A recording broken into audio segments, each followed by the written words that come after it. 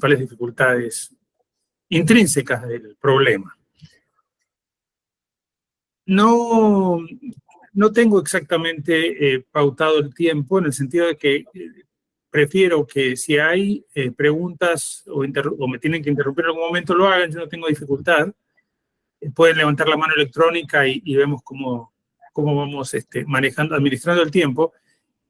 Tengo quizás suficiente material para cubrir los 45 minutos, pero si no lo cubrimos todo, tampoco está mal. Lo importante es que el contenido se entienda. Yo me imagino que, no sé por qué no me está haciendo caso esto.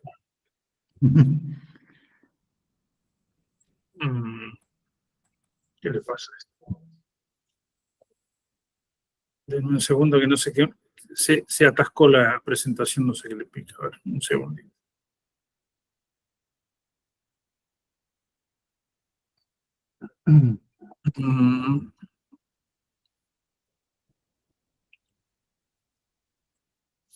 Ahora sí.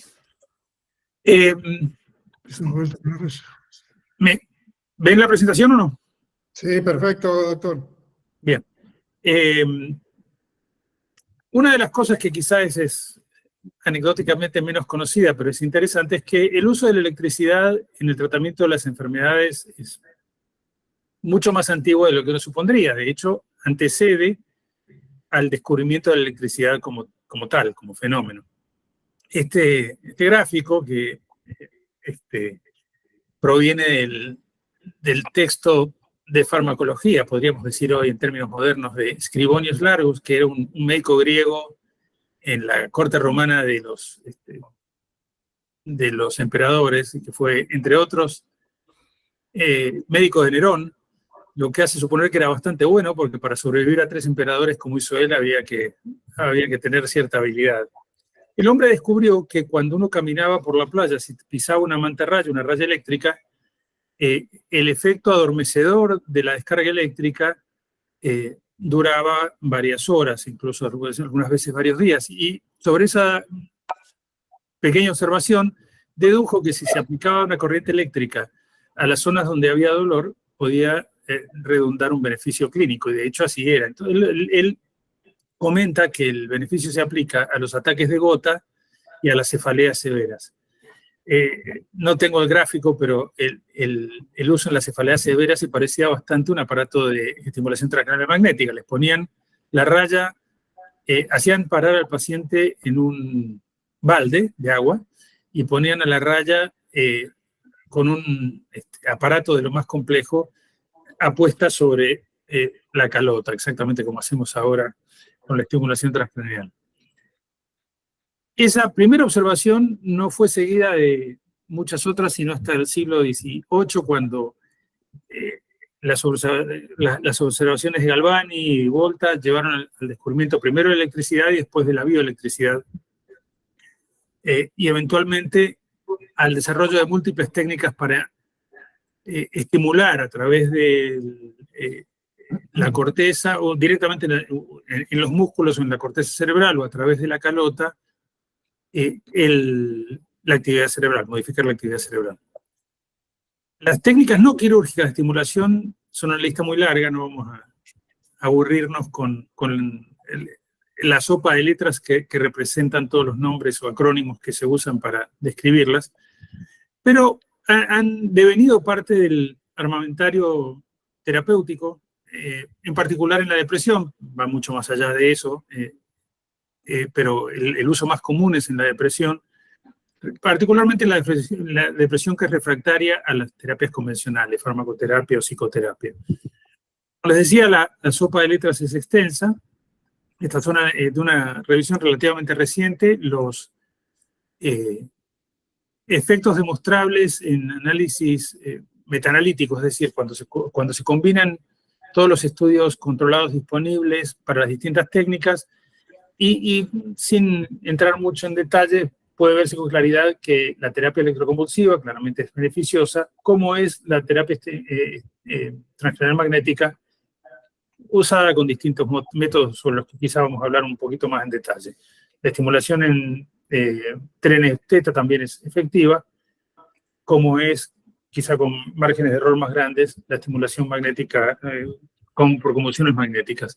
De todos estos métodos, curiosamente, el mejor estudiado es la estimulación transcranial magnética, particularmente cuando se la usa con alta frecuencia. Este gráfico, que es un gráfico también de un metaanálisis, del mismo metaanálisis que les mostraba antes, representa con el grosor de las líneas las comparaciones que se han hecho con mayor frecuencia en la literatura. SHM es la pseudoestimulación, el sham, y RTMS-HFL es la estimulación de alta frecuencia. Como les decía antes, el más eficaz es claramente la terapia electroconvulsiva bilateral, pero seguida no muy de lejos por la estimulación transcranial magnética de alta frecuencia o en trenes beta. El origen de la estimulación transcranial magnética es,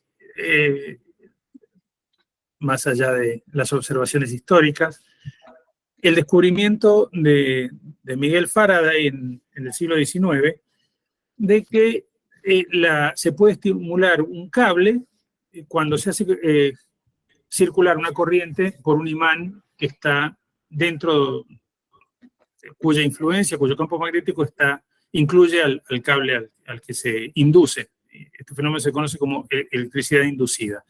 Utilizando ese principio básico, a comienzos de la década del 80, se empezó a investigar la posibilidad de usar la inducción de corrientes como método de estimulación de la corteza, inicialmente solamente para estudios fisiológicos, eventualmente también con uso terapéutico. El primer uso terapéutico fue para el manejo del dolor. Se hacía estimulación transcranial magnética de la columna con el propósito de reducir los fenómenos dolorosos, exactamente igual que como hacía Scribonius Largus con la raya eléctrica. A partir de esas observaciones iniciales y con los mismos equipos, de hecho, nosotros empezamos a hacer estimulación transcranial magnética en la depresión con el mismo equipo que se usaba para la columna originalmente. Se empezaron a hacer observaciones con el propósito de tratar enfermedades psiquiátricas, la primera de las cuales fue la depresión. Los aparatos que se usan tienen, por lo general hay varios mecanismos distintos, pero por lo general tienen un solenoide magnético en forma de 8, por el cual se hace circular una corriente que genera, como les decía, una corriente inducida en los cables, entre comillas, vamos a ver de qué se trata, cerebrales, que tienen una velocidad de inducción de alrededor de 100 microsegundos y que se pueden repetir con tasas variadas de repetición, ya vamos a hablar también un poco más en detalle de esto, entre 1 Hz y 100 Hz, de hecho las más altas, aunque con 100 Hz el riesgo de inducir convulsiones es mucho mayor.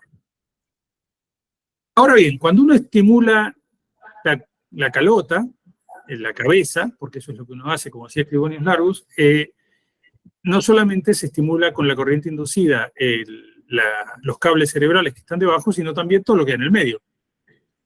Es decir, se produce estimulación de los mecanorreceptores de la piel, de los mecanorreceptores de la meninges, se produce estimulación auditiva, porque aquellos de ustedes que han tenido la oportunidad de usar uno de estos aparatos saben que cada vez que uno induce una corriente en el imán, se produce un sonido muy fuerte, un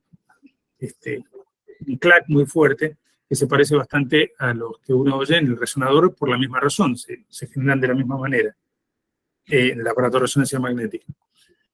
Y además, por supuesto, la estimulación eléctrica de las estructuras cerebrales, pero que incluyen también las estructuras de los nervios periféricos que tienen, ¿cómo se dice? Que están expuestos al campo magnético del imán. Esto se aplica también, por supuesto, a los músculos de la calota y a los nervios periféricos de la calota. Ahora bien, a pesar de todo eso, en rigor y por exclusión progresiva, utilizando aparatos cuyo ángulo del campo magnético no incluía la corteza, se ha podido excluir que la mayoría de estos mecanismos contribuyan significativamente a los efectos terapéuticos o fisiológicos de la estimulación transcranial magnética. Por el contrario, se ha establecido de forma más o menos convincente de que el fenómeno depende de la activación de células en la corteza cerebral. Ahora bien, incluso con una representación tan esquemática como esta, es bastante obvio que la corteza cerebral no es una estructura simple, no es un cable, como en el caso de los experimentos de Faraday, sino que hay una combinación de elementos inducibles, es decir, elementos que son capaces de transmitir una corriente eléctrica, que tienen orientaciones diversas en el espacio, que tienen grosores diversos de los axones o de las dendritas, que tienen capacidades de transmisión eléctrica diversas y umbrales diferentes de activación. Vamos a repasar un poquito cada uno de esos elementos. El primero es el tema de la orientación. Ustedes recuerdan que las láminas de la corteza cerebral contienen diferentes tipos de neuronas y de axones organizados en una arquitectura relativamente estable o fija, de persona a persona, pero que es compleja y que incluye neuronas de proyección, interneuronas, neuronas de proyección córtico-cortical y axones aferentes que provienen principalmente del tálamo. Las neuronas de las láminas 2 y 3 y las de la lámina 5 son las que son el principal objeto predominante de la estimulación transcranial cuando se induce a través de una corriente en un imán. Y estos son modelos físicos, pero modelos al fin, de las propiedades de activación de cada una de estas neuronas o de cada una de estas capas neuronales, dependiendo de su orientación, del contenido de fibras dendríticas y axonales y de la relación que tiene su orientación con la orientación del campo magnético cuando se estimula. Y sin entrar demasiado en detalles pequeños, lo obvio es que el umbral de activación de las neuronas, de los axones, por ejemplo, de la lámina 1 o de los de la lámina 2 a la 5 es muy diferente. Y los de la 2 a la 5 tienen, como comentaba antes, umbrales mucho más bajos. Lo que genera que, además, dependiendo del tipo de estimulación que uno use, si es monofásica, difásica o con formas sinusal, de medio seno en realidad, el perfil de activación de la corteza sea diferente. Vamos a hablar un poco más en detalle de eso después. Pero lo importante es que se activan con mayor facilidad los axones intracorticales que están más cerca de la superficie externa de la circunvolución, y las neuronas de la lámina 5 son las que tienen el umbral más bajo.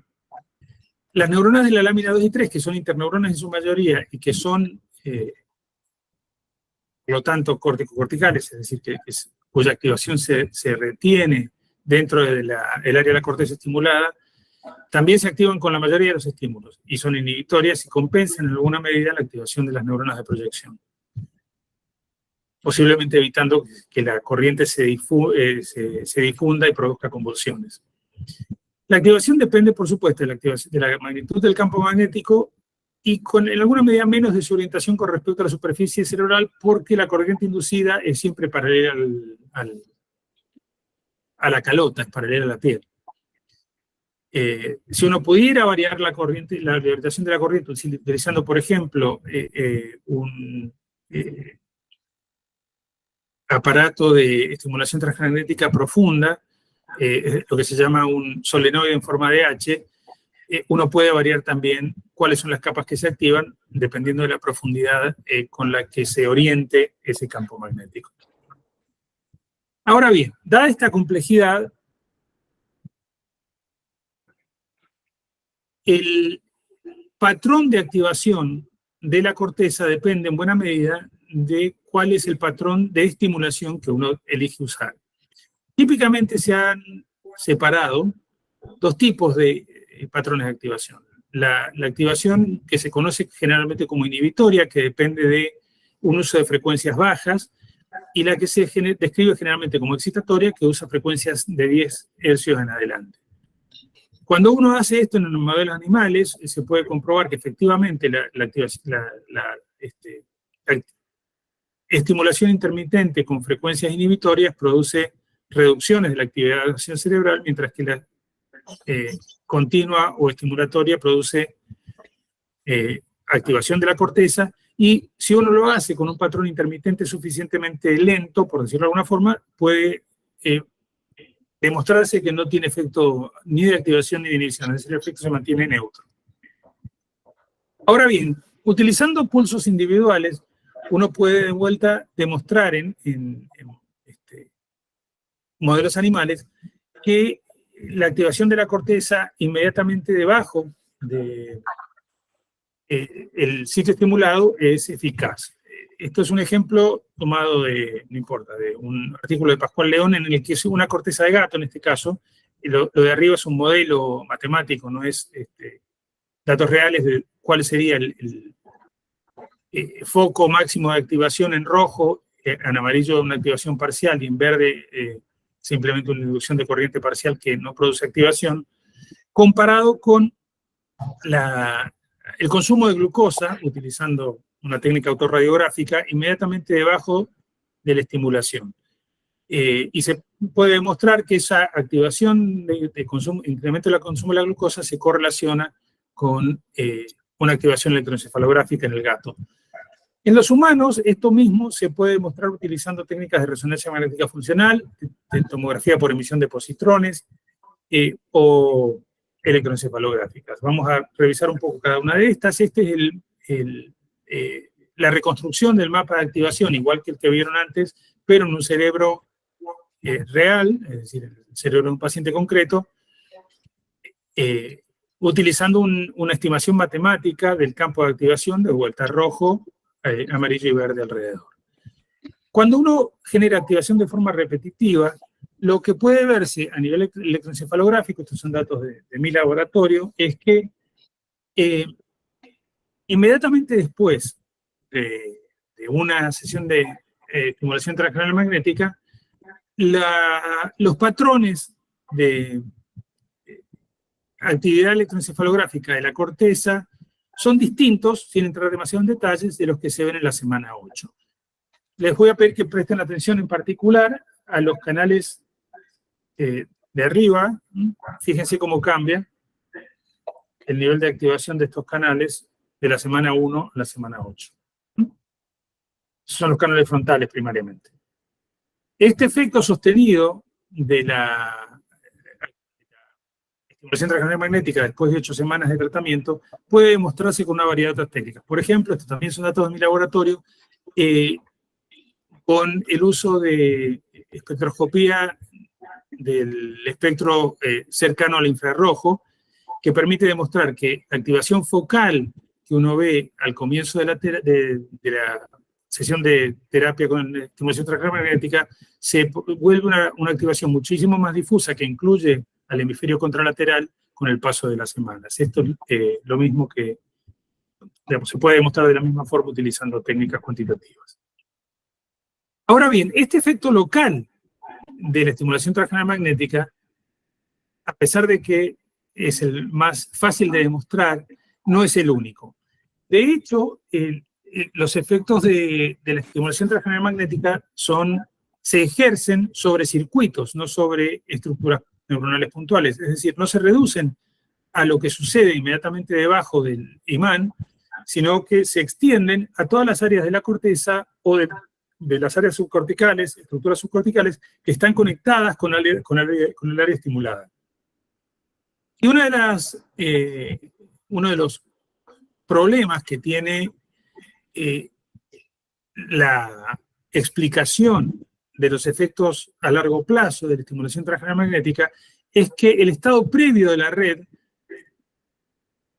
afecta en alguna medida los resultados con los que uno se encuentra al final del proceso terapéutico. Esto es un ejemplo sencillo en el que se grafica con un pequeño diagrama que el estado inicial de la red puede ser muy distinto del estado final de la red, o que un estado inicial diferente puede resultar en un estado final diferente también. Vamos a hablar de esto en algún momento al final de la charla. Pero si uno quisiera demostrar, por ejemplo, usando resonancia magnética funcional, cuáles son las áreas que se vinculan con ese estado inicial, una forma de hacerlo es utilizando la correlación,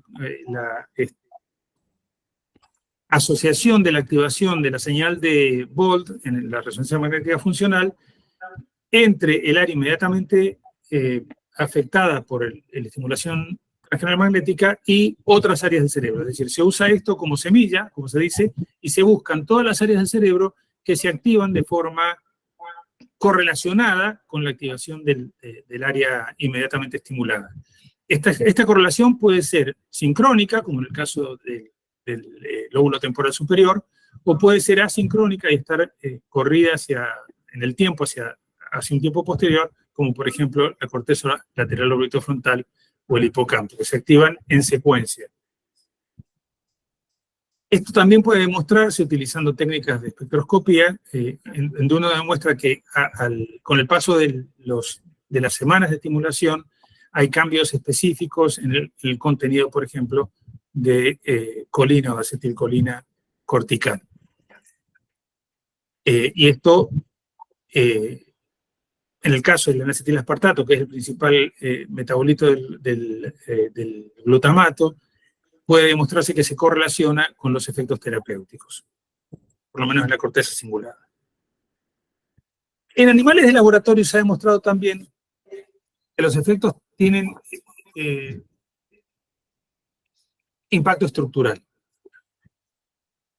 En animales de laboratorio y probablemente también en los humanos, a lo largo de toda la vida continúa la generación de nuevas neuronas, particularmente en el giro dentado del hipocampo.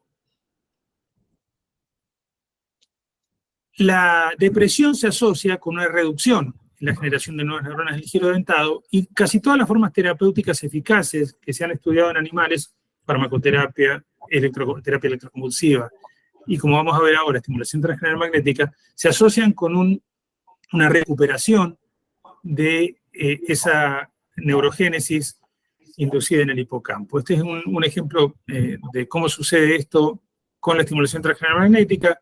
Este es un animal con un modelo de depresión por, ¿cómo se dice? Desesperanza inducida, helplessness, en el que estos puntitos negros que siguen el borde del giro dentado muestran la originación de nuevas neuronas utilizando una técnica que se llama bromodeoxyuridina, que permite incorporar al núcleo de la célula este material radiactivo a medida que la célula se divide. Es decir, las neuronas maduras no incorporan bromodeoxyuridina. Estas células, cuando se están dividiendo, la incorporan y se transforman en neuronas maduras, como les voy a mostrar en un momento.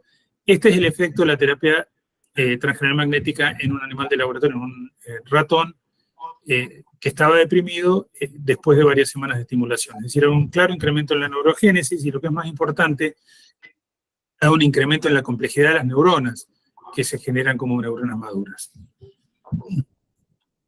Ahora bien, todo esto nos habla de los efectos inmediatos, locales, mediatos y a largo plazo de la estimulación transcranial magnética en el cerebro, pero no nos dice gran cosa respecto de cómo predecir esa respuesta en pacientes. Ha habido un gran número de estudios a esta altura y varios metaanálisis. Yo voy a mostrarles 2 o 3 ejemplos a modo de resumen de cuáles son las principales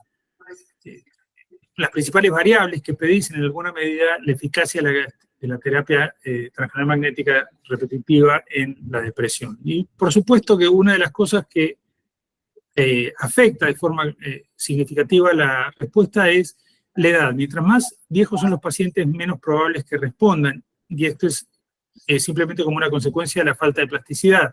Acabo de tratar de convencerlos de que todos los efectos de la terapia son inductores de la neuroplasticidad. Si la neuroplasticidad está reducida como efecto de la edad, la probabilidad de funcionar es menor. También el grado de refractoriedad terapéutica es un predictor, es decir, mientras más medicaciones o formas de terapia se hayan fallado antes, menos probable es que la persona responda. Y por último, el número de sesiones de terapia. Esto también son datos de mi laboratorio, pero simplemente muestran que con una escala de depresión convencional, mientras más sesiones semanales se hacen, más se reducen los síntomas de depresión. Lo que es importante es que también, como les decía antes, el sustrato de la persona a la que se le administra tratamiento modifica en alguna medida su capacidad de respuesta. Y esto es un ejemplo utilizando en este caso medidas de temperamento y carácter, y uno puede ver que los pacientes que tienen más neuroticismo, podría llamarse de una forma, o más propensión a la evitación del daño, o más dependencia de la recompensa, son las que tienen menos probabilidad de responder al tratamiento. Pero también hay componentes biológicos que se correlacionan con esto, y se sabe que la forma genética de los transportadores de serotonina o del factor neurotrófico derivado del tejido cerebral afectan la capacidad de respuesta de la persona y determinan en alguna medida su capacidad de mejorar con el tratamiento. Por último, y esto viene a cuento de lo que está en el título de esta idea de utilizar neuronavegación con robots para mejorar la respuesta terapéutica, el lugar exacto de la estimulación, por supuesto, influye en sus efectos o en su eficacia. Esto es un estudio muy antiguo en el que se utilizó simplemente un marcador con vitamina E fiduciario para ubicar el punto exacto en el que se aponía el imán sobre la calota de cada paciente individual, y utilizando esta técnica se pudo ver que los pacientes que respondían se distinguían de los que no respondían a la terapia por la localización exacta del imán, de forma tal que los que tenían una localización más posterior en el área 9 tenían menos probabilidad de responder, y hay una relación lineal bastante estricta entre el ángulo de la distancia entre el punto céntrico del área 9 y la estimulación y la respuesta terapéutica. En este mismo estudio se utilizó un brazo robótico y se demostró que el brazo robótico tenía y mejoraba la eficacia. Otro tanto puede hacerse cuando uno utiliza técnicas de resonancia magnética funcional para mapear el área 9 de forma más específica. Esto es utilizando parcelas anatómicas de la resonancia determinadas por sus características de la señal de Bolt y su conectividad funcional. Cuando uno define el área 9 por estas características de parcelación funcional, la capacidad de respuesta en pacientes que no habían respondido, es decir, se seleccionan los que no responden a la terapia convencional transcranial magnética, estos mismos se pasan acá, y una gran mayoría de los pacientes pasa a ser susceptible a la mejoría con la terapia. Utilizando este tipo de técnica, uno puede personalizar el tratamiento, de forma tal que elige el área 9 o el área dorsolateral prefrontal sobre la base de parcelación específica en el individuo, optimiza la localización del brazo del robot utilizando la resonancia magnética de esa misma persona. Se puede hacer también con tomografía por emisión de positrones, como lo hacemos nosotros, y eso se utiliza para guiar la localización de la terapia. Por último, en los últimos 2 minutos, y así dejamos suficiente tiempo para las preguntas, les voy a mostrar 2 ejemplos de cómo el estado previo de la red neuronal afecta la respuesta terapéutica. Un ejemplo es, bueno, este es en realidad un estudio retrospectivo, incluyendo a varios otros, en el que analizó 15 estudios y demostró que la modulación previa, la activación previa de la red permite mejorar la respuesta terapéutica, y esto en particular cuando se activa el área pirigenual anterior de la corteza cingulada. Vamos a dejar esto esto mismo se puede hacer con electroencefalografía cuantitativa, de forma tal que si uno sincroniza la estimulación transcranial magnética a la actividad subyacente, electroencefalográfica subyacente de la persona, esto resulta en efectos terapéuticos más notorios. Y ahí voy a dejar y vamos a tomar preguntas. Déjenme que... tenía algunos diapositivos más, pero no vale la pena extendernos en exceso. A ver si puedo. Si pudiera. Esto es, ahí está. Muy bien. Preguntas. o comentarios.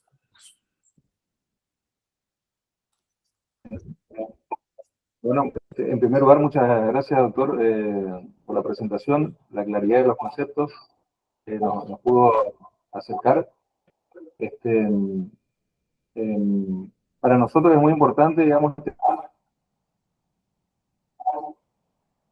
que la estimulación magnética transcranial tiene un desarrollo todavía escueto en nuestro país, así que la importancia de poder difundir esta técnica, esta herramienta terapéutica para que nuestro conocimiento, para darle mayor posibilidad de accesibilidad a nuestros pacientes, es muy importante y es uno de los objetivos primordiales de este tipo de encuentros y un poco el sentido del trabajo que tenemos del capítulo de neuromodulación y de la Asociación Argentina de Psiquiatras.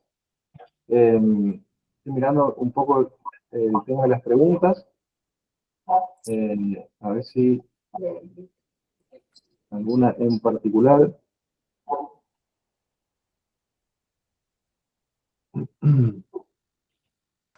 Gabriel, yo quiero aprovechar mientras Daniel se fija en el chat para preguntarte acerca de la discrepancia que hay entre los líderes de opinión respecto a la precisión en términos, digamos, de el target adecuado y el efecto terapéutico deseado, diferencial teniendo en cuenta la neuronavegación, los parámetros electroencefalográficos, donde F3 sería corteza prefrontal dorsolateral y los 5 o 6 centímetros posterior a la corteza motora primaria que corresponde al movimiento del pulgar contralateral. Anterior, no posterior.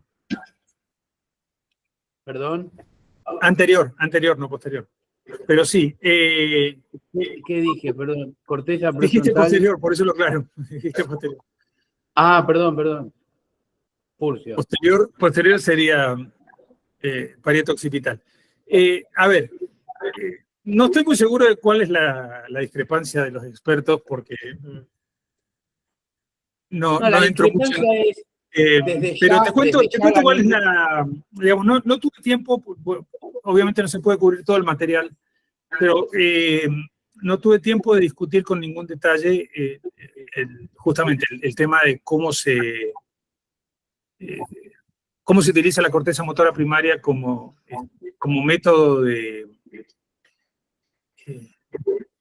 identificación de un área cortical estable para definir la corteza dorsolateral prefrontal como a partir de una distancia fija de esa estructura.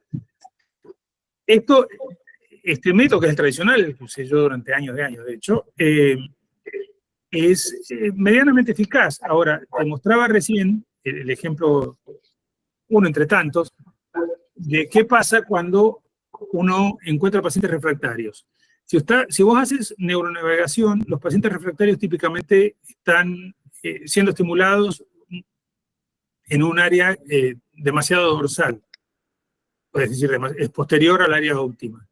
Cuando vos optimizás el área de estimulación utilizando una parcela funcional, una parcela definida por la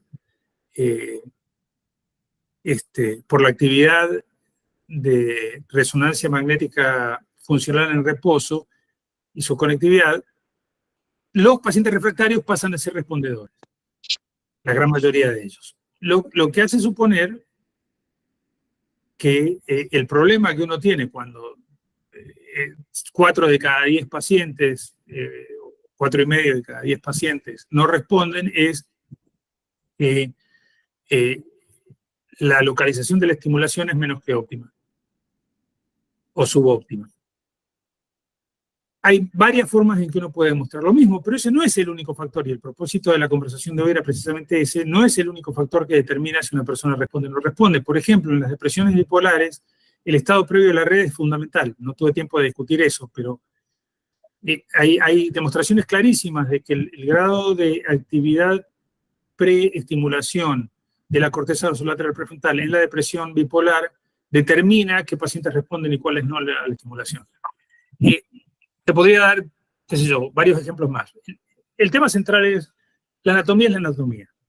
Y habría que ser muy cuadrado, muy obtuso, para pensar que optimizar la localización anatómica del área que uno estimula no tiene un efecto benéfico. Y la anatomía es variable. Y como consecuencia de que es variable, cualquier regla de 3 simple, como la que hacemos cuando decimos este es el área motora de activación del dedo pulgar, 5 centímetros para adelante va a estar el área 9, es probable que cometas errores con alguna frecuencia. Te doy un ejemplo paralelo. Hace 25 años, cuando yo empecé a hacer cuestiones vinculadas con la neurocirugía, no que yo haga neurocirugía, sino trabajar con neurocirujanos, todos los implantes se hacían utilizando una regla de 3 análoga. Se utilizaba lo que se llamaba el mapa de Tyler, que era un mapa fijo basado en un solo paciente, y sobre las distancias del mapa de Tyler uno metía el electrodo para todos los pacientes. Ahora que hacemos registros intraoperatorios, cuando hacemos estimulación celular profunda, sabemos que esa regla de 3 simple funciona bien, muy a menudo, pero no siempre. Y que tenés que corregirla varios milímetros para atrás o varios milímetros para adelante o para un costado o para el medio o para afuera. Lo mismo sucede con la estimulación transcranial magnética. La anatomía es variable y en la medida en que es variable, cualquier regla de 3 simple que dependa de la identificación de una estructura va a fallar en un número determinado de pacientes. Y eso no contando con que el área de activación del pulgar es también variable, pero eso es otra conversación.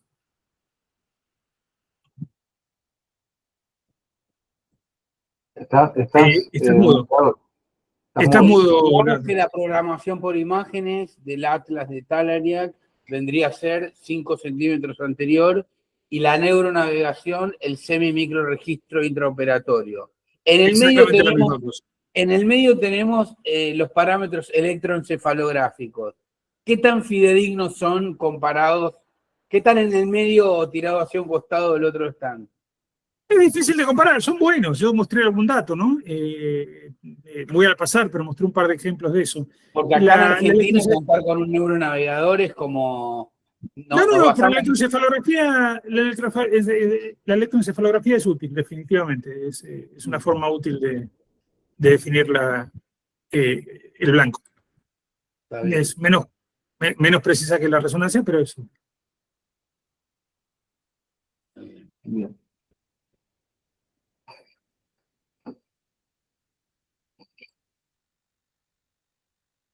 Hay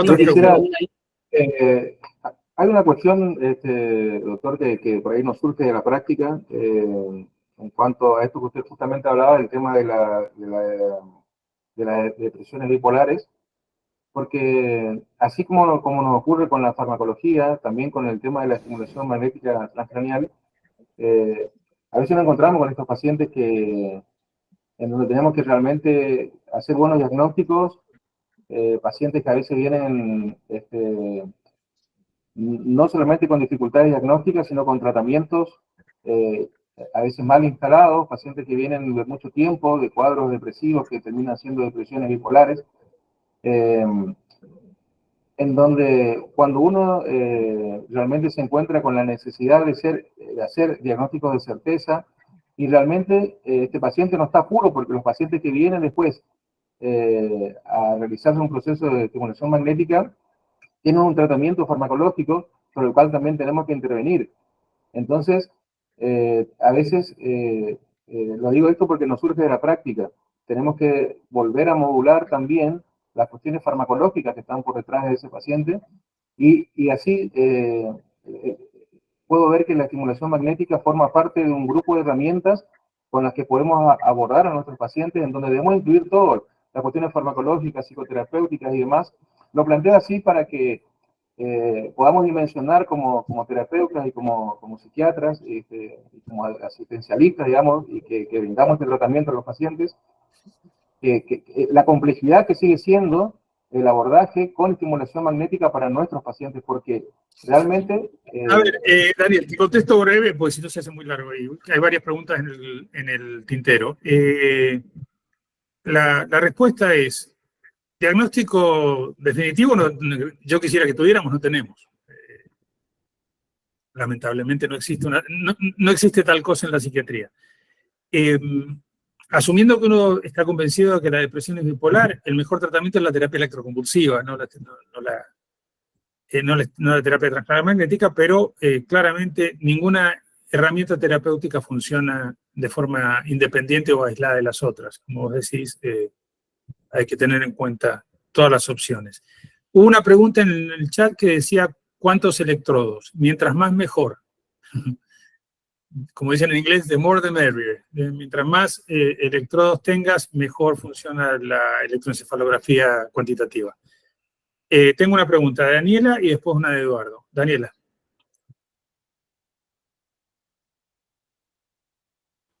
Hola, doctor, buenas tardes. Yo soy Daniela Giraldo, residente de Psiquiatría de Colombia.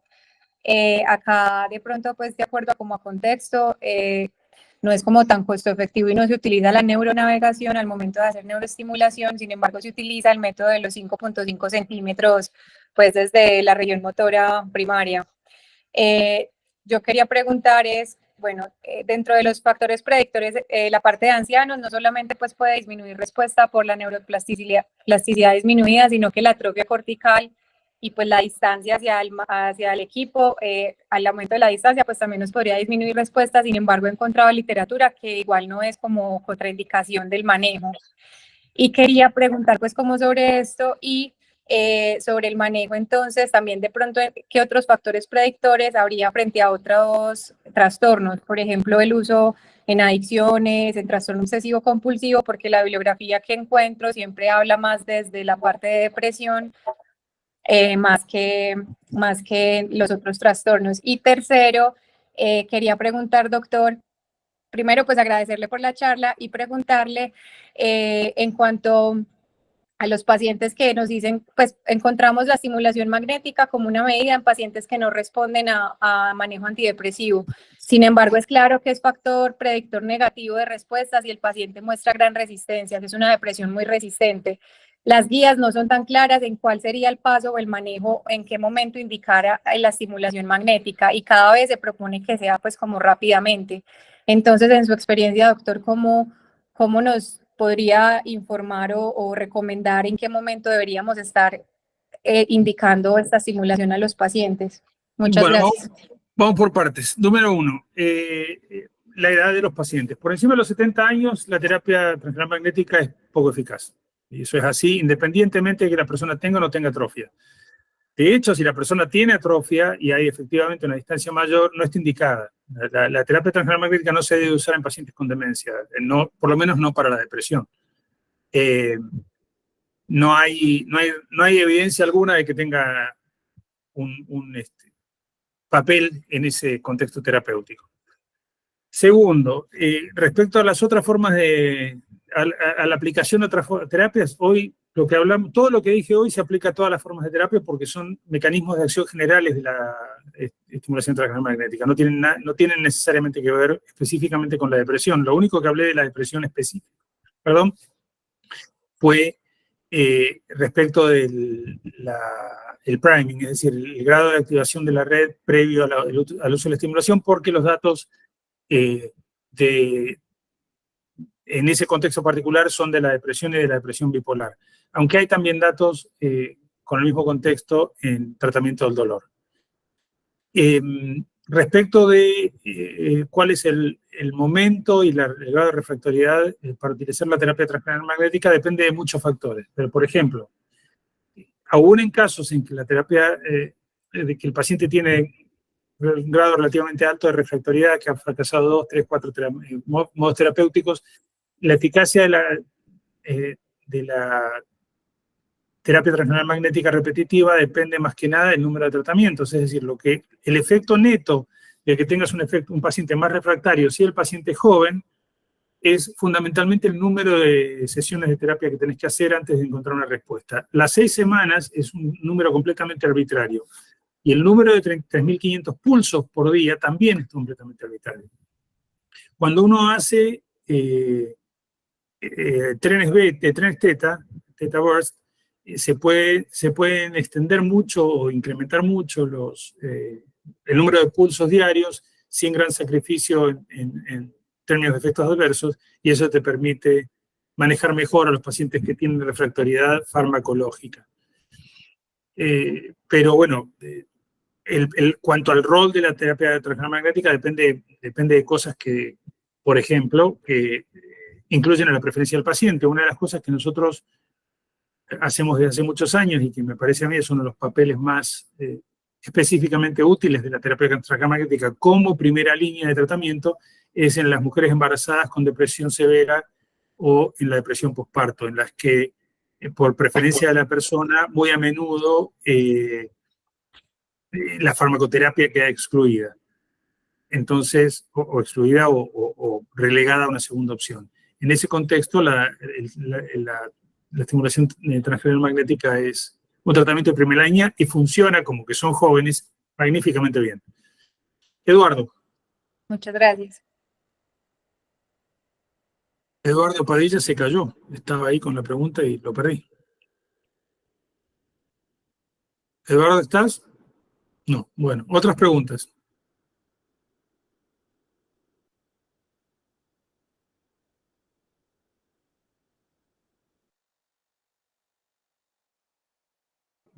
Leandro, estás mudo.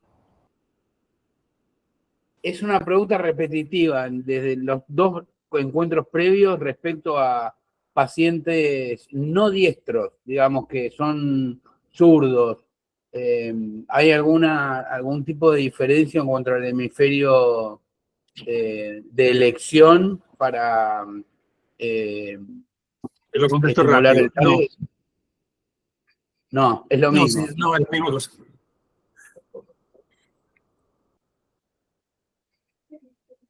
Está muteado. A ver, Verónica, ¿tenés una pregunta? Buenas tardes, Doc. Muchas gracias por el espacio y les saludo desde Ecuador. ¿Qué hacer cuando ya, por ejemplo, ya tenemos un paciente que le hemos dado su tanda aguda, que ha recibido todo el protocolo y que no funciona y no funciona? O sea, ¿hasta cuándo poder decir ya, hasta no va a funcionar más? Bueno, depende de todas estas cosas que venimos conversando, ¿no es cierto? Primero, cuando vos decís el protocolo estándar, depende de qué protocolo estándar estés usando. Si estás usando estimulación de alta velocidad del lado izquierdo, que es la típica, ¿no? Y estás usando la regla de los 5 centímetros. Lo primero que uno puede hacer es, o bien, intentar con estimulación del lado derecho o estimular de los dos lados de forma alternativa. Lo segundo que uno puede hacer es, cuando vos decís hasta cuándo, bueno, 6 semanas, depende de si el paciente es muy refractario o si a medicación, o si la persona tiene más de 60 años, o si la persona tiene historia de trastorno bipolar. En esos 3 casos, la refractoriedad es más alta y uno puede considerar hacer o bien más pulsos diarios. Típicamente, si vos no tenés ninguna respuesta a la 3ª semana, es hora de empezar a considerar qué hacer. ¿Sí? A la semana 3 uno debe tener una reducción de por lo menos el 20% de cualquiera de los parámetros que esté usando para medir la depresión. Sea Hamilton, lo que vos quieras, CSD, lo que ustedes usen. Pero si para la 3ª semana no tenés una reducción del 20%, empezá a pensar qué hacer, porque ya te la vas a ver negra a las 6.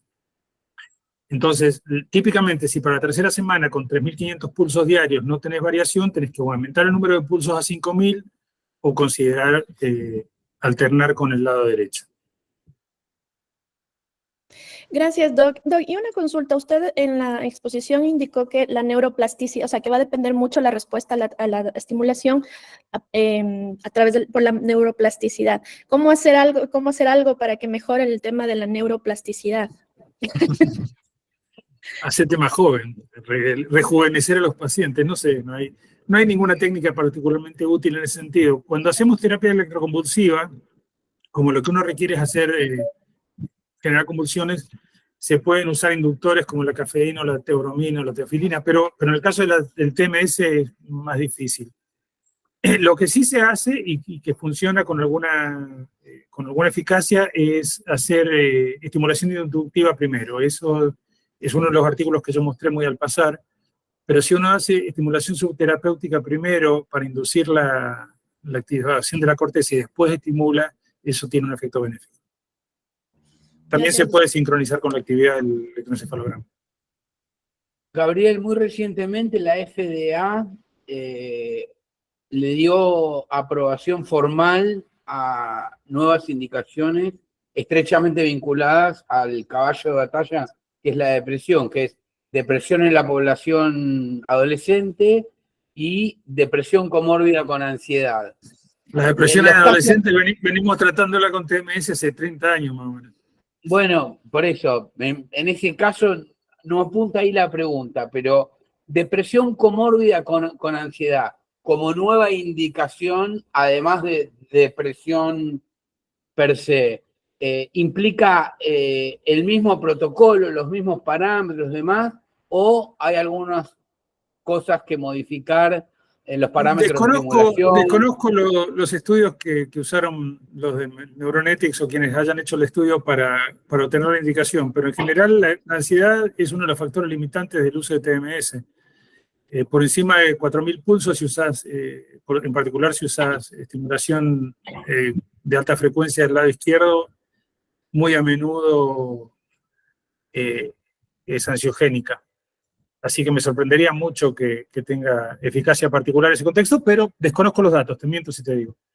En el caso de la terapia en adolescentes, con lo que te decía antes, como que son superplásticos, tienen una eficacia altísima, funciona magníficamente bien. Nosotros la usamos hace 30 años en adolescentes.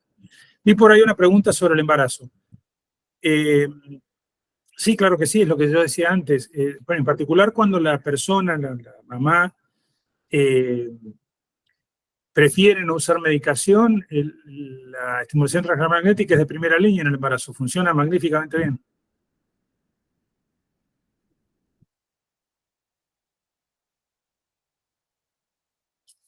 Otras preguntas.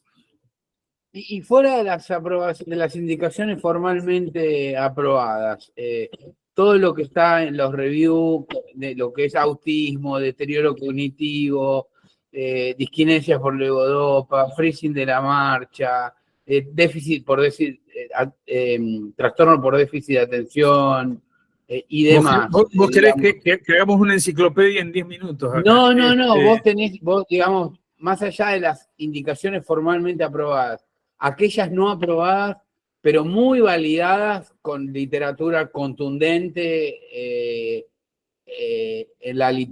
digamos, en base a ensayos controlados, randomizados o metaanálisis bien diseñados, o en las experiencias de expertos como vos, digamos. Es una herramienta útil, digamos, que puede... Tiene un montón de aplicaciones bien demostradas que no están aprobadas por la FDA, por ejemplo. Es eficaz en la aceleración de la recuperación del habla y del manejo de la mano después de accidentes cerebrovasculares. Es eficaz en el manejo de las formas de parkinsonismo complejo, como la atrofia multisistémica y la parálisis supranuclear progresiva. Es medianamente eficaz en el tratamiento de las alucinaciones. El problema con eso es que no dura el efecto. Dura mientras estimulás, pero dejas de estimular y se revierte. Y otro tanto pasa con la función cognitiva, el mejoramiento de la función cognitiva en pacientes con deterioro cognitivo primario, enfermedad de Alzheimer u otras. El efecto no es sostenido. En el trastorno obsesivo compulsivo tiene efectos mínimos. Y por lo general se usa la terapia tenés que usar un solenoide para estimulación profunda y tiene efectos limitados, no es particularmente eficaz. Pero bueno, podríamos hablar de cada una en particular por mucho tiempo.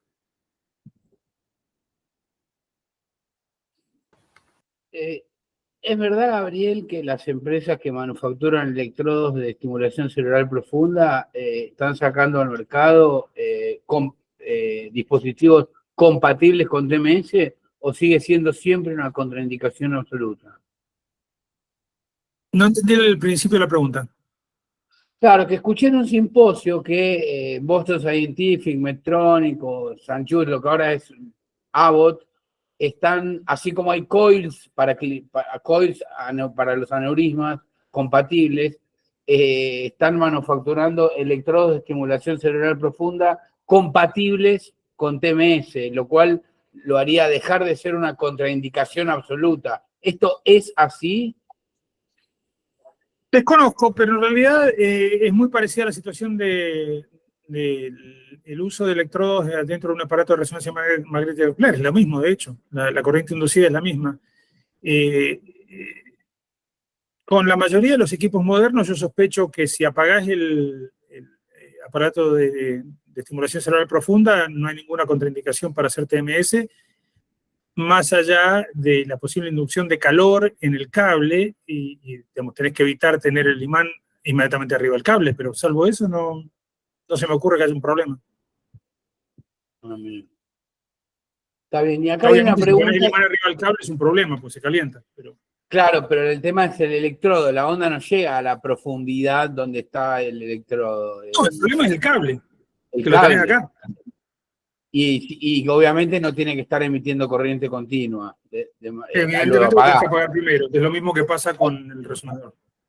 O sea que es un golazo poder combinar ambos tratamientos, lo cual creíamos que era una contraindicación absoluta. Y la distancia del generador. Es absoluta, pero la posición del cable te limita mucho. Cable. Por lo general está sobre el... Ahí tenés que tener una distancia razonable de centímetros. ¿Tenés idea? No, el cable tiene que estar fuera del imán, del campo magnético del imán. Fuera, pero puede ser 10 centímetros, es suficiente, ¿no? Puede ser 2. Mientras esté fuera, está fuera. Mientras Mientras está fuera. el cable no se imante, está fuera. Acá hace una pregunta que, bueno, hay estudios de no inferioridad que muestran la misma eficacia y hasta sustentabilidad de estimulación en ráfagas versus de alta frecuencia común. Pero preguntan, si vos tenés experiencia en, digamos... usando estimulación en tren. Comparar la eficacia, sí, de Thetaverse con la de 37 minutos. La ventaja más importante del uso de estimulación en ráfagas es que permite hacer más pulsos en menos tiempo. Pues estás usando una frecuencia de 40 hercios. Entonces, te permite estimular de forma con menos efectos adversos durante más tiempo y por lo tanto administrar muchos más pulsos diarios. De hecho, hay protocolos que fueron de los primeros protocolos que se usaron, que usamos con estimulación en trenes, que permitían usar hasta 10.000 pulsos diarios, que es casi 3 veces lo que típicamente usamos para cuando usas estimulación de alta frecuencia sobre la dorsolateral prefrontal izquierda. Es decir, la ventaja fundamental es menos efectos adversos y mucha más tolerancia para hacer muchos más pulsos. Vos te referís que el paciente ahora vos va al fíjate centro y hace más de una sesión de Thetaverse por día, pero los puedes estudios hacer, que muestran... claro, puedes hacer hasta 10.000 pulsos diarios. Claro, pero los estudios de no inferioridad que comparan 6 semanas, uno por día, el de 37 minutos versus el Thetaverse de 3 minutos, que son similares. No tendría sentido, ya que el paciente se acerca al centro, le haces más de una sesión de Thetaverse. No tiene ninguna ventaja hacer, bueno, excepto el tiempo, pero no tiene ninguna ventaja en el sentido de que lo que determina, como les mostré antes, lo que determina la dosis es el número de pulsos. Está bien. Está bien. Y el efecto placebo, que el paciente esté 40 minutos versus estar 3 minutos. En la depresión refractaria el placebo es mínimo. En pacientes que no tienen depresión refractaria puede ser que tenga algún efecto mayor. Dani, léete algunas preguntas o dale la palabra a alguien. Creo que se respondieron las preguntas de que la gente iba planteando. No sé si surge alguna otra. ¿Alguien quiere preguntar algo más? Hay algo acá sobre trastornos de desarrollo y epilepsia. A ver si la puedo leer. Sí, había una. Experiencia en niños con trastornos de neurodesarrollo y posibilidad de desarrollo de epilepsia. Son 2 preguntas en una. Experiencia personal en niños con trastorno de neurodesarrollo nula. Yo no hago pediatría. Cero experiencia, absolutamente. Posibilidad de desarrollo de epilepsia mínima. No sé, llevo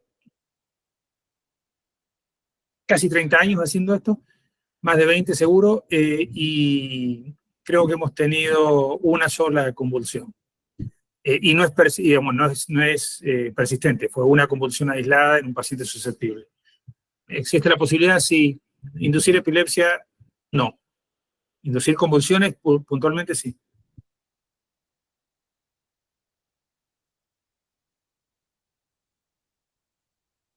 Sí, Daniel apunta el número, 3 por 10.000, sí, algo así, pero no sé si yo he tratado de 10.000 pacientes, Daniela, pero por ahí debe andar.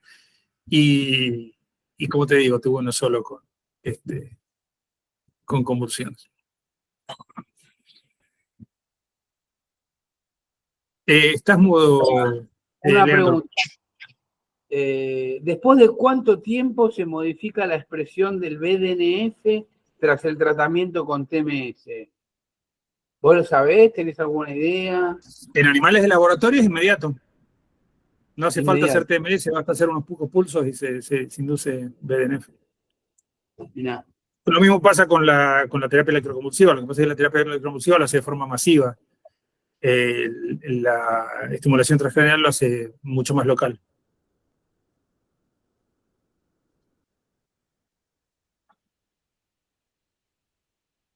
Bueno, después, y la estimulación del embarazo. Por la distancia del equipo en la barriguita no se considera perjudicial cuando el mecanismo de acción... No, esa es la pregunta, creo que ya la contestamos. De hecho, Sí, es una terapia de primera elección. Neurodesarrollo, teta verde, niños nada, ahí está. Bueno, el riesgo de convulsión, sabemos que 1 en 30.000 sesiones, más o menos, y que además hay lineamientos y directrices que si uno sigue a rajatabla, mitiga al Tenemos mínimo una la pregunta, eso sí, tenemos una pregunta de Vicente Camacho. A ver, Vicente. Hola, ¿qué tal? ¿Viste? Buenas noches. Gracias, doctor, por su explicación. La pregunta es, decía al principio que gran parte de la respuesta de los pacientes está dada por el estado previo de la conectividad, ¿no?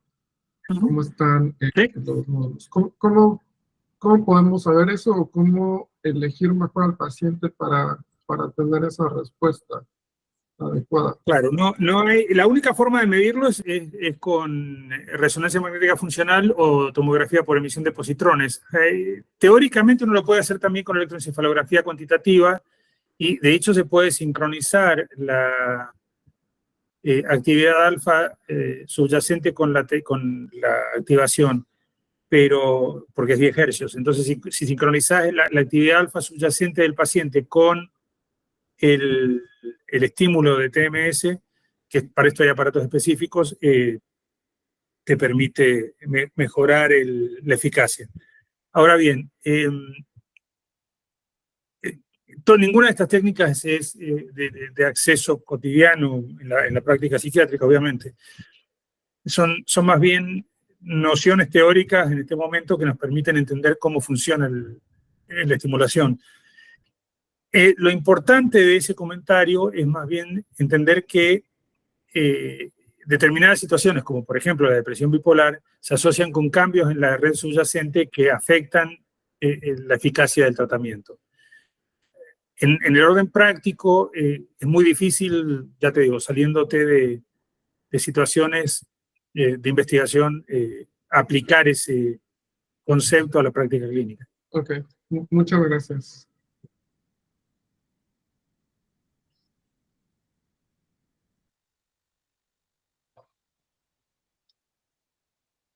Leandro, ¿vos viste alguna otra pregunta? Estás muteado de vuelta. Hemos abordado todas las que están en el chat. ¿Hay alguien que quiere hacer una pregunta en forma oral con la palabra hablada? ¿Alguna persona? María Lilia. María Lilia, estás Tenés que muteada, habilitar tu María micrófono, Lilia. María.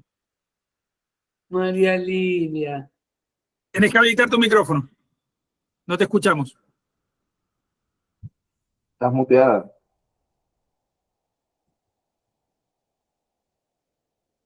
Ah, Ahí está. Sí, lo estaba tocando en otro lado. Muchas gracias, doctor, por la exposición muy interesante.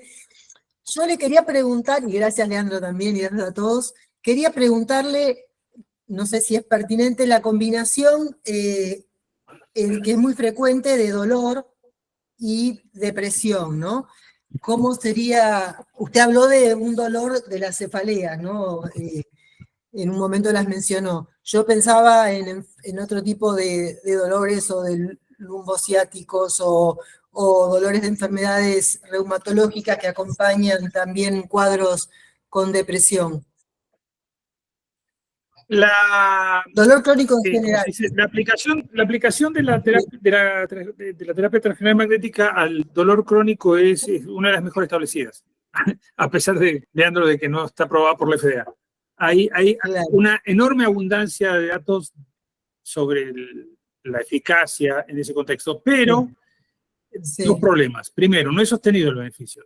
Bueno, depende para qué tipo de dolor, pero por lo general no es sostenido el beneficio. Es decir, hay que mantener la terapia para mantener el efecto. Por ejemplo, en el caso de la causalgia. Y segundo, el blanco terapéutico es distinto, es parietal y no frontal. Entonces, para poder